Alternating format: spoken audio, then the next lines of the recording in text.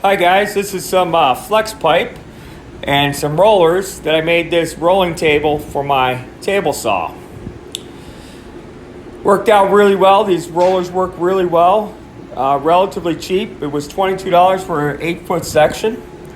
I also added this electrical device here that you'll see that I plugged the saw and my shop vac into.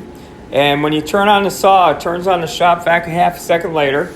When you turn off the saw, it turns off the shop vac about 5 seconds later, so you never forget to turn on your shop vac or turn it off. So here I am cutting this foam sheet that's about 4 foot by 4 foot. You see I'm cutting probably about a 12-inch cut there. And when I finish the cut, you see that the foam strip falls off.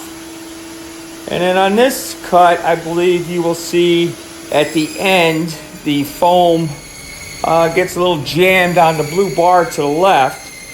I'll either fix that, or what I did later was I looked at how the foam sheets, their natural curl was to them, and I had it curled up, and the foam just went right on over. So this used to be a two-man operation. I used to have someone help me with cutting this foam, which was kind of a pain in the butt, and definitely a pain now when I'm working by myself. We use this foam in our shipping. Basically right now I'm cutting rectangular shapes that fit into our boxes.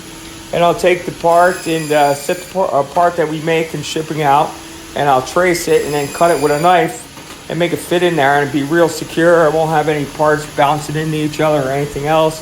The box is really firm. Boxes never get crushed and such. So this was a real great improvement, and I'm very happy with it. This saw will move upstairs above my office. This is where you saw the mess the other day, and I still haven't found my jigsaw up there, so I just bought another one. So thank you for looking at this video, one of my 2-second improvements.